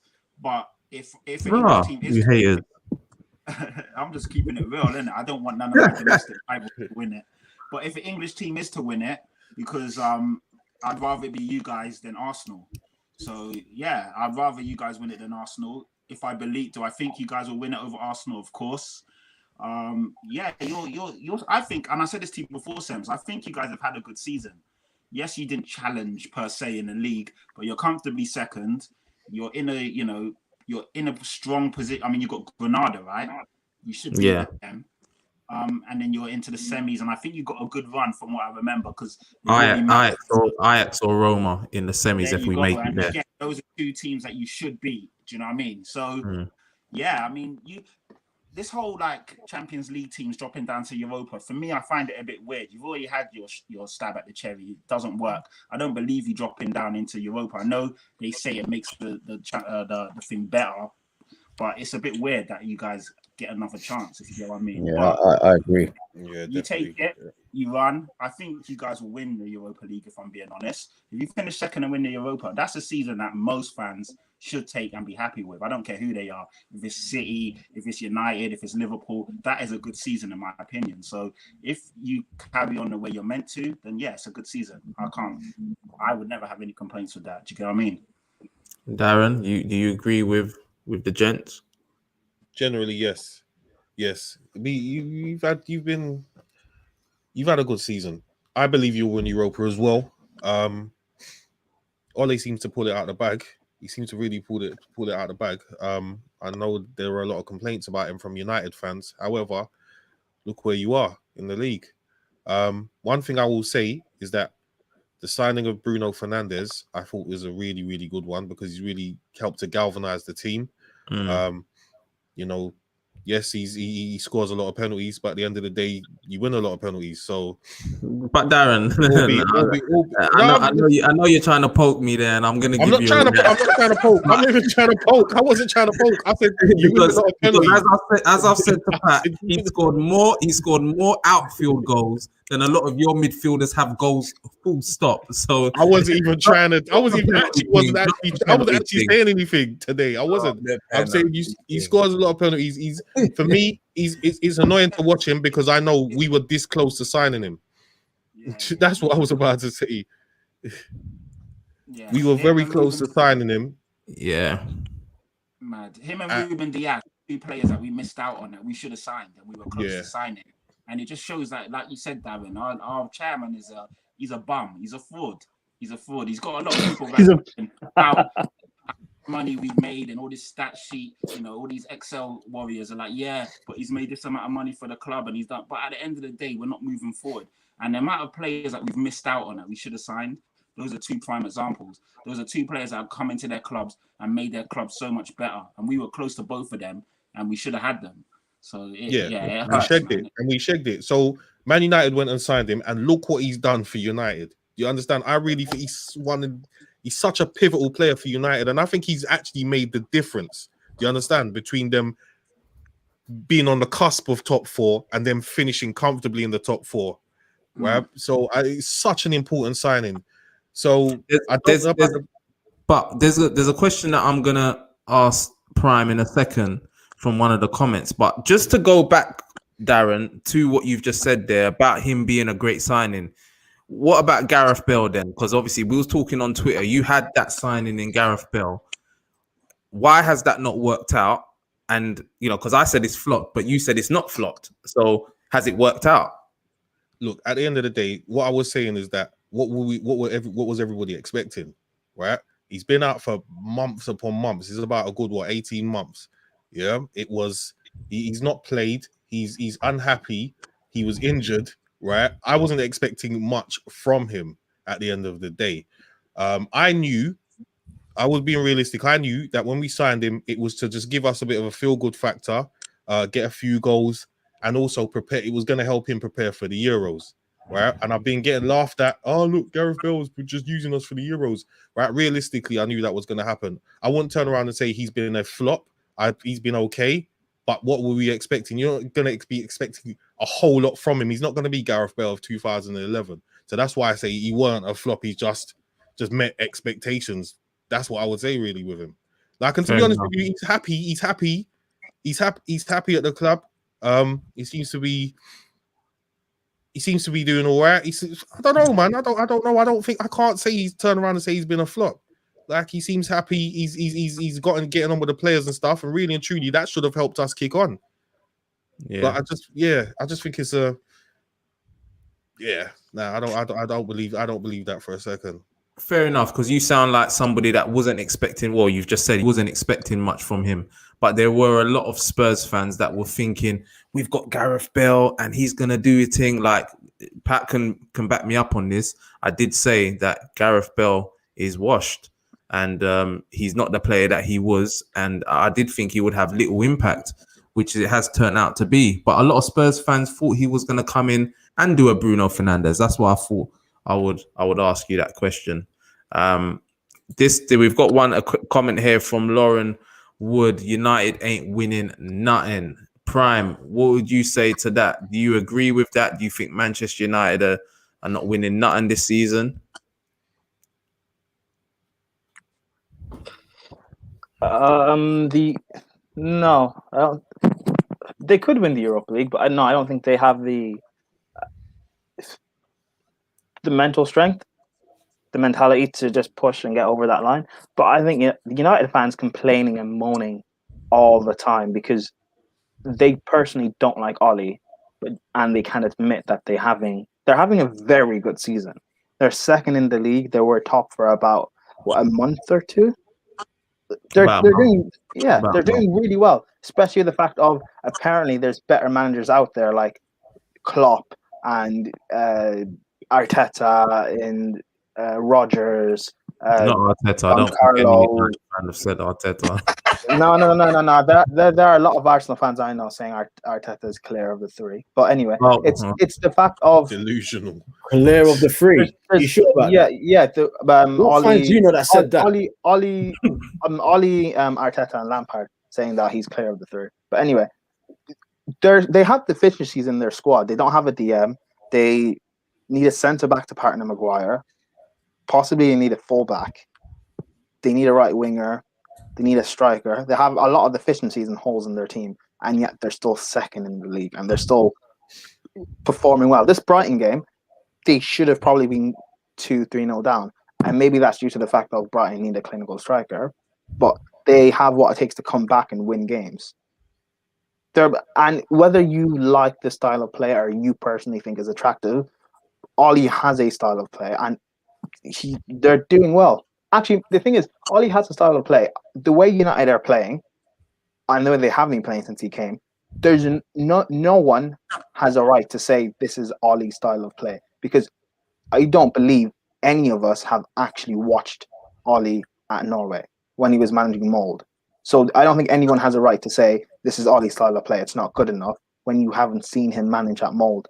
So I think getting the players he wants. But he's been in charge of Manchester United now, permanently for 2 years. So how long do we have to watch him to know what his style of play is? Well, you do, but the thing is, he's second in the league, and in the summer he wanted a centre back. He wanted Jadon Sancho.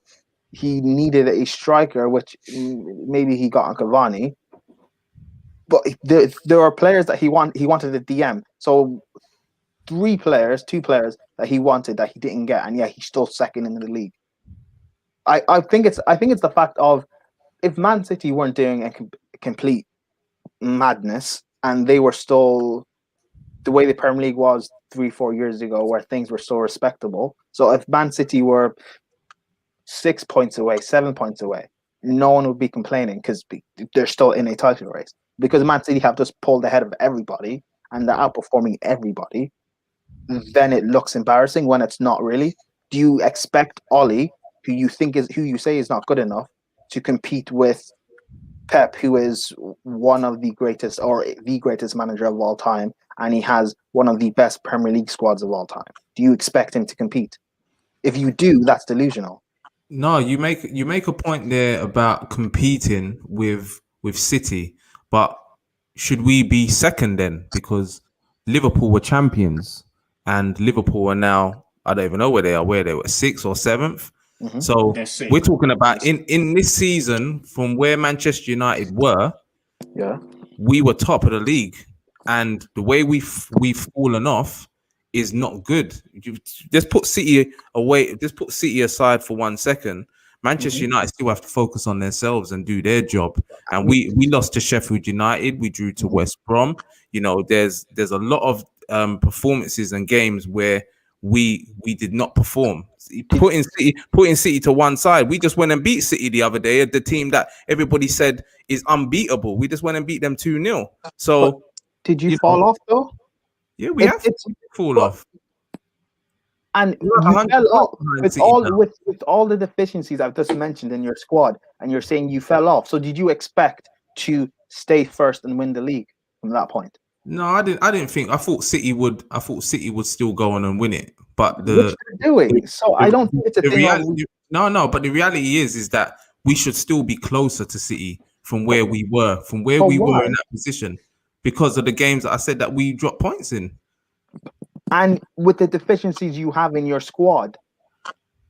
The thing is that you say the deficiencies we have in our squad, we still have good enough players to be doing better than what we are doing. We have good enough better players to be playing better football than what we're playing, because you even see Brighton today play better football in spells than us. Yes, we got the job done and we got over the line. But yes, I do think that we should be further. We should be closer to City than where we are at the moment, because I've watched us and I've seen us drop points in games that we shouldn't be dropping points to. You know, a friend of mine messaged me today, and when we was losing, is like, this is a team in 14th position. And then I had to remind him we lost to the team that were bottom. Do you know what I mean? Like these are games that we've dropped points in that we shouldn't be dropping points in. You're only 14 points away from Man City. That's not massive. And if we didn't, so what I'm saying is that we should be closer. If we didn't drop, as you say, 14 points is not massive. It's a big gap. But say we had another 6-7 points, then things are a lot different. That's all I'm saying. Is we should be. And if you had a better squad, if you got the centre back DM and you got Sancho that he wanted in the summer, maybe the gap wouldn't be 14 points. Maybe you would still be top.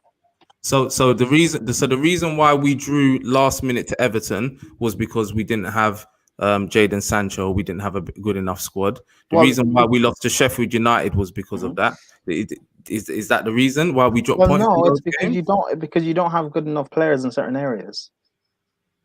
We were winning. We conceded late on against Everton. We were controlling that game. And if you had a better centre back, maybe you don't concede. Or if you had a DM, maybe you don't concede. Okay. Do you lot agree with him, Jason? Do you agree with what Prime's saying there? No, not really. No. I agree with what you're saying, bro. To be honest, like, you know, if you can't really talk about games where you threw away points because you didn't have certain players. You were winning those games. You get what I'm saying? But personally, I just think that Man United are a decent team. You just need a few more tweaks to keep up with a team like Man City. Is going to be very difficult for anyone. You get what I'm saying? It's going to be very difficult for anyone. I just think Man United need a few more tweaks. And then you'll probably do better next season. You can win Europa. I know we're in it, but you can win Europa.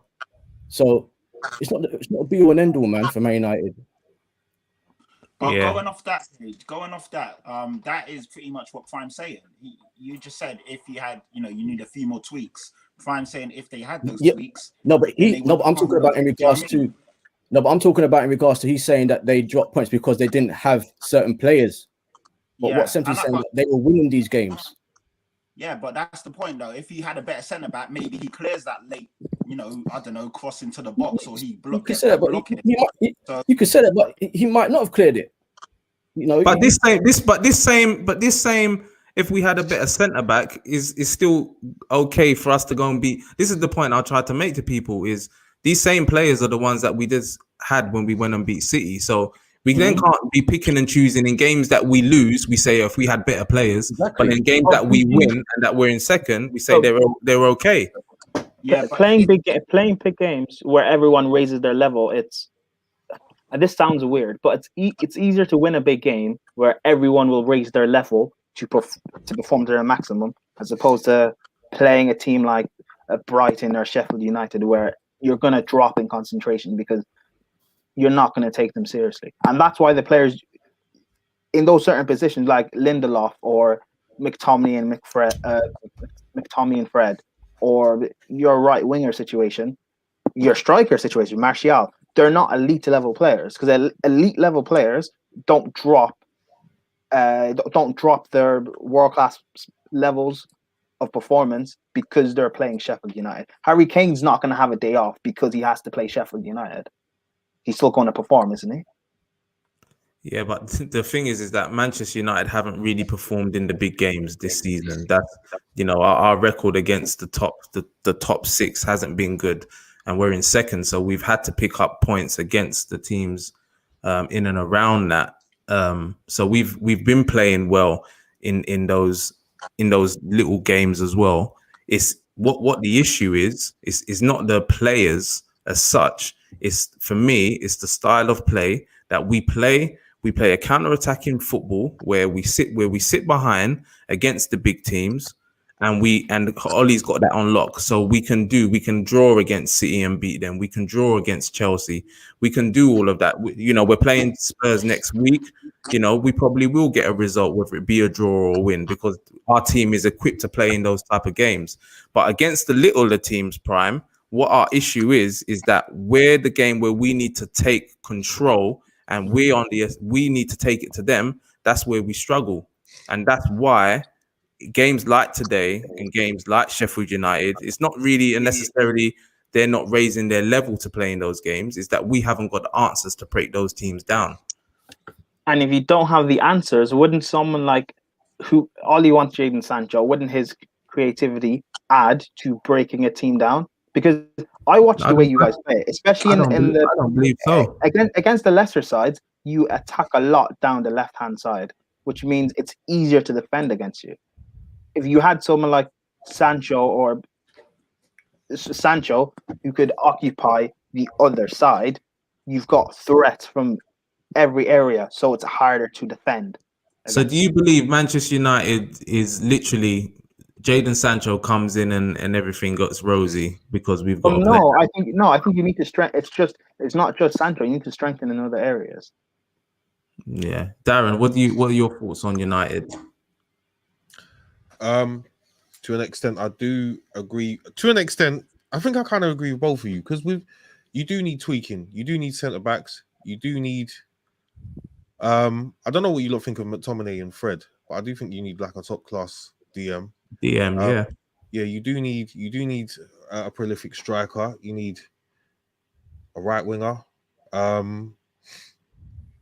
I always felt like Rashford could play through the middle, but a lot of people tell me nah. So Rashford can't play through the middle. I suppose I just have to go with the majority. Do you know what I'm saying? But at the end of the day, like, you do need tweaking, but you've done very, very well for what you have. Like I said, again, I think you've got Fernandes. He's like a bit of a linchpin in the middle.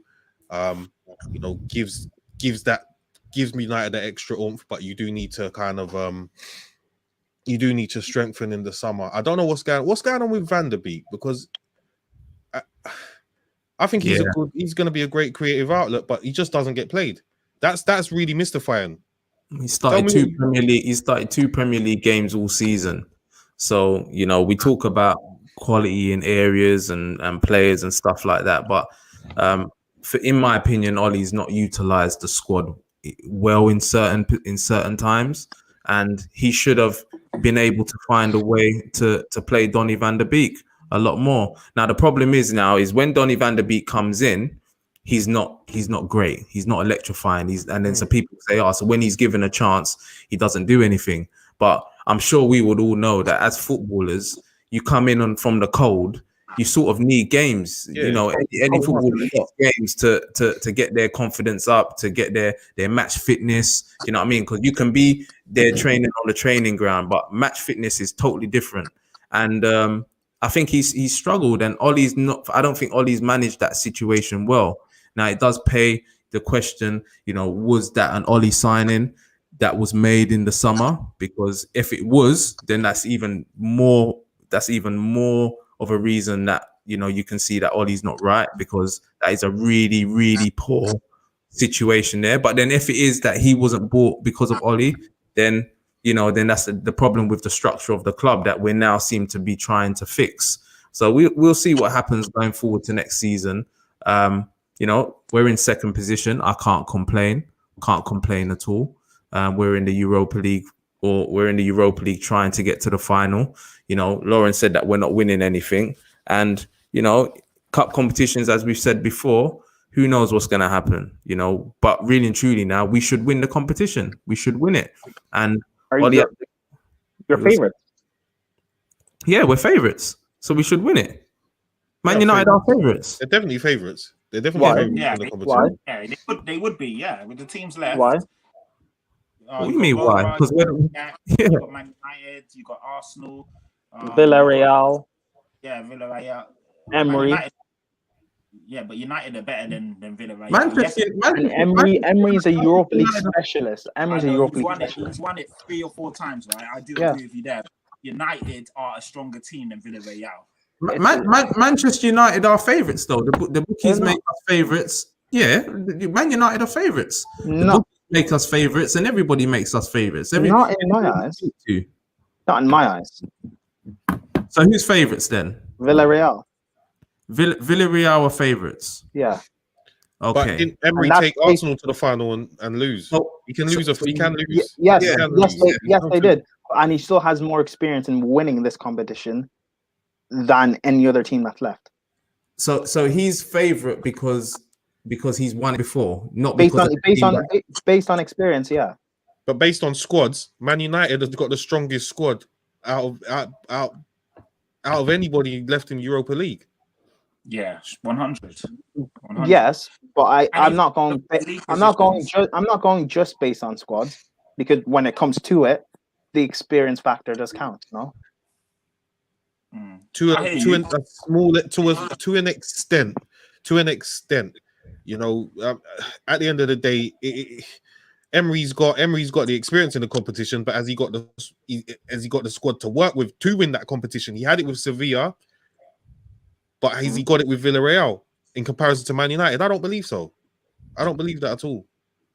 Villarreal are 6th in La Liga, so they're 6th, joint 5th with Real Betis, but top 4 is out of the possibility. They have nothing to play for. United are they're not confirmed for top 4, so they're still fighting for top 4. So 2nd in the Prem versus 6th in La Liga. But they're still fighting. Are they not still fighting for top 4? Who? Villarreal? No, United. They're not confirmed, are they?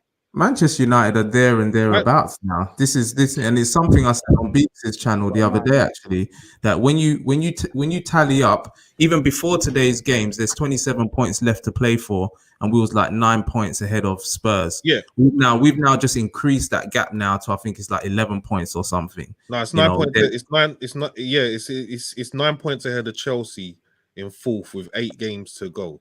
Yeah, but 5th. What is it with 5th? No, right. It's all right. It's 11 points ahead of 5th. Yeah, so that's what I mean. So that's because we're not really worrying about 4th, because that still keeps us in the top 4. So we got to worry about the 5th place team. So that's 11 points now. You know, we're more or less there and thereabouts. So we can focus on Europa. We can focus, especially if Europa League gets us into the Champions League next season as well. Anyway, you know, we beat Real Sociedad quite comfortably. Real Sociedad was doing a lot better than Villarreal at the time, and even now you look at the league table, they're a point behind with a game in hand. So you know, I'm not quite sure that Villarreal would be favourites to win that competition just because they've got a manager that's won it before. You have to go on the teams, really, on the squads and the players.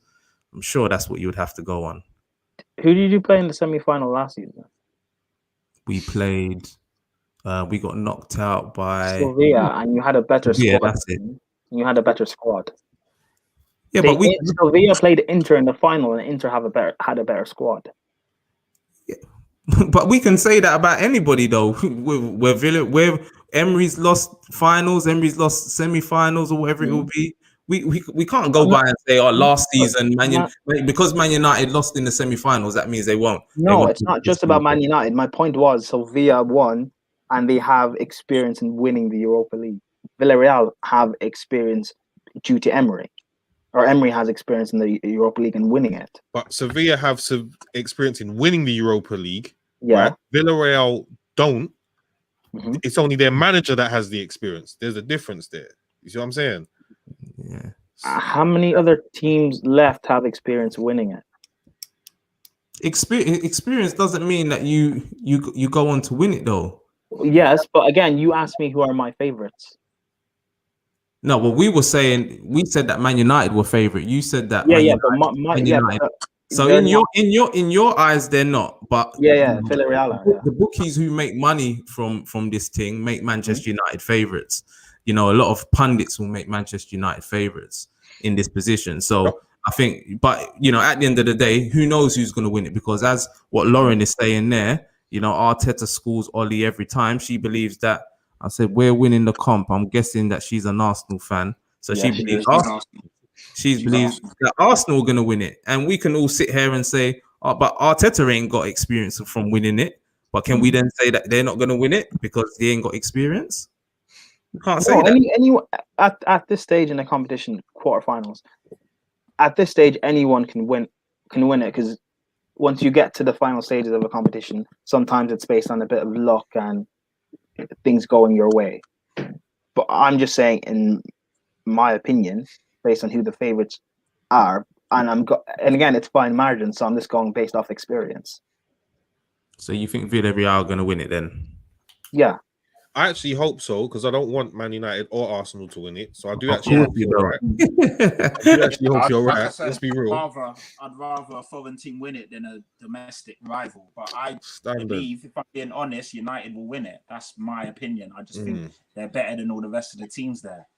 And obviously, you know, we talk about experience, but Ollie's got experience in big games. Yes, he hasn't always come through, but you would like to think the games against PSG, the games last season, the games, you know, they're going to give him that experience to get across the line this time.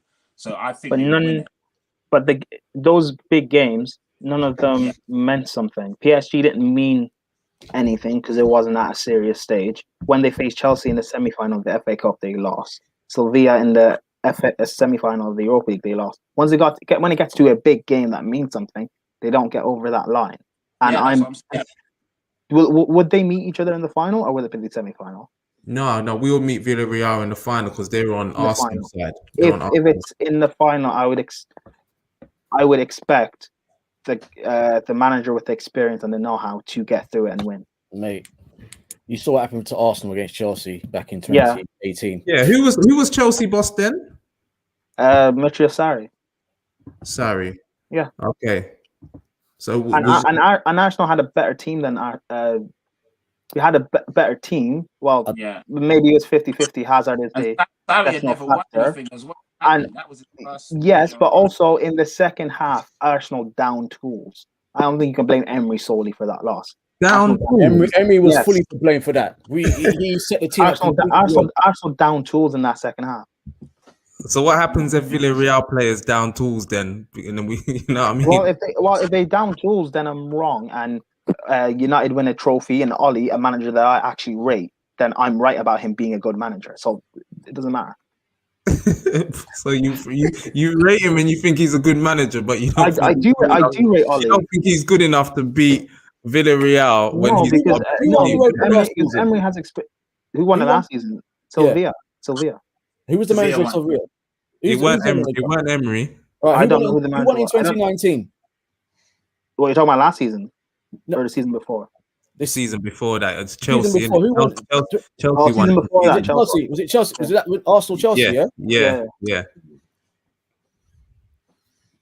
Don't ask me that far back. I don't watch Europa League unless I'm in it. So. Yeah, and then I know Emery's won it a few times. I just tried to think back. No, because Man United also won it. We won it. You won it under Mourinho, 2017-18, right? Yes, I think the year before Chelsea won it. I'm pretty sure Emery won it that season. Who was he with? No, where was Emery there? No, he wouldn't have done. Wasn't he at PSG? Yeah, he wouldn't have done that then. I thought. No, you know what? Sevilla won it. It wasn't Emery though. Sevilla won it the year before Chelsea. Then we won it the year before that, and then they had won it back to back with Emery. I think it was back to back, wasn't it? Emery with Sevilla. So that's I think I'm pretty sure Sevilla won it. I'm not sure who the manager was, but yeah, they won it the year before Chelsea. But yeah, look, we'll move on then because we're gonna wrap up now. It's interesting to hear somebody with a different point of view on Ollie. somebody who rates Ollie. We're gonna have to wait and see. Really and truly, though, Prime, that's what I was saying. If you rate him and you think he's a good manager, then he should be able to take this Manchester United team over the line. Versus, irrespective of whether he comes up against a manager who's got experience, the Manchester United team is better than Villarreal. You would expect. But then I could also say, because I rate Ollie, I should be saying he should win the league this season. Like I can rate someone, but no, because you're not rating Ollie over Pep, and you've already said that the squad Manchester United have is nowhere near City. So you can rate Ollie, but you wouldn't say that he's going to win the league. That wouldn't make sense from what you were saying, because you said there's deficiencies in the squad, and I'm sure you don't rate Ollie more than Pep. No, of course not. That would be ridiculous. But this Villarreal team is actually quite good. Maybe not necessarily on the same level as the United team, but like I said, the United team have a lot of holes in their team, in their squad. So it's a thing of there's no reason as to why Villarreal can't beat them. Fair enough. It's going to be interesting anyway. Prime, you're going to be the first person I'm going to hit up if Manchester United win. And either way, you're going to say I was right because I believed in Ollie. And if we lose, you're going to say I was right because the manager with the experience won. But no, it's all good, man. It's all good. And you know what? That just wraps up a really good show. Thank you very much to all of my guests. Prime, thank you very much for coming on, man. I really appreciate it. And as I said, it's good to get new faces on and people with a difference of opinion, so we can go backwards and forwards. And that's what this is about, man. Footballing opinions. It's called Views because we all want to give our views. Please let them know where they can find you, Prime, please. Yeah, you can catch me on the Football Terrace. United, they just did a match reaction after the game, so you can check that out. Or even better, Midnight Vibes, which will be starting in 40 minutes, I think, with KJ and Kendall and David. So that should be quite fun. And you can also follow me on Twitter or even on Instagram, Vladimir's Prime. You might see that. Yeah, Vladimir's Prime. Yeah. And catch me there and interact with me and stuff. And if you agree or disagree with what I say or my opinions, just let me know. Wicked. Thank you very much. And Darren, it's been a pleasure having you on as well, man. Please let them know where they can find you, sir. Yeah, you can find me on Twitter. It's on the screen at Mr. Darren_T. I sometimes guest at DB Footy Factory as well. So I'm usually quite a regular contributor on their Twitter and stuff and what have you. But you can catch that on Top FM Saturday mornings 10 till 12. I'm on there occasionally, but you can interact with me at Twitter, Mr. Darren T_T. Wicked. Lauren, we see you in the comments firing bare shots at Man United, and you're an Arsenal fan. It's a shame that you wasn't here in the beginning of the stream, boy. But we're gonna get onto you. Don't worry. Jason, where can they find you? Yeah, you can catch me on Twitter, Mr. Jason Alex, and that's my name that you can see on the screen. Catch me on there. That's where I'm most active, football content, or Arsenal views, etc. So yeah, catch me there, man. Wicked. And Mr. Patrick, last but not least. Yep. You can catch me here, obviously, and on Twitter, of course, Patrick Tyrant. And I've been invited and I'm jumping onto different podcasts, so you can see me on there as well. But if you interact with me on Twitter, you'll see exactly where I am because I tweet on there. I'm active on there, and I'm always repping Spurs, and I'm always getting at these Goonies who are in 10th and they're still talking rubbish. Yeah. You're still trophyless, bro. Please don't talk. Please. Let's not start this now. Yeah, let's not start this now. We can have smoke on Twitter. It's nice to see mid-table clubs fight amongst themselves. It's beautiful. You can't talk to me, bro. 10-15, you can't talk to me, bro. Rob, you know what? We could go on all night, but it is a Sunday night, gentlemen. And I know people want to get to them bed, and some are gonna go on midnight vibes, and things are still gonna be the same in the morning. So we can pick this up on Twitter tomorrow. But for those of you that don't know, I'm El Semps. I'm Semps. You can find me on Twitter. Please follow the movement, Views TV official. And these were my pundits, people. This is Everyone's a Pundit. Until next week, we are gone again. Blessings to everybody. Bless.